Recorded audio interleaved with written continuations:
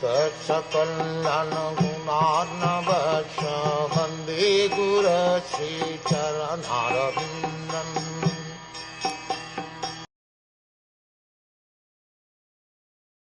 This child will be the father of kings, who will be like sages.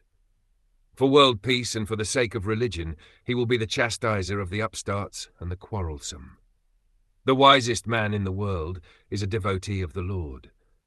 The sages are called wise men, and there are different types of wise men for different branches of knowledge. Unless, therefore, the king or the head of the state is the wisest man, he cannot control all types of wise men in the state. In the line of royal succession, in the family of Maharaj Yudhishthir, all the kings, without exception, were the wisest men of their times, and so also it is foretold about Maharaj Parikshit and his son Maharaj Janamejaya, who was yet to be born.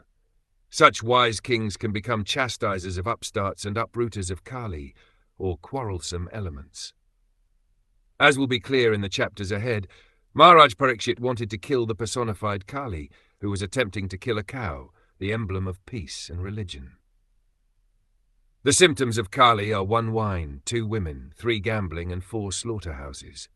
Wise rulers of all states should take lessons from Maharaj Parikshit in how to maintain peace and morality by subduing the upstarts and quarrelsome people who indulge in wine, illicit connection with women, gambling, and meat-eating supplied by regularly maintained slaughterhouses.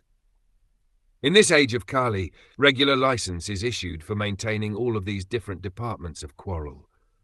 So how can they expect peace and morality in the state?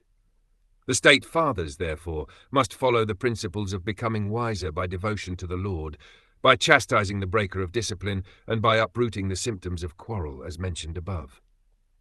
If we want blazing fire, we must use dry fuel. Blazing fire and moist fuel go ill together. Peace and morality can prosper only by the principles of Maharaj Parikshit and his followers.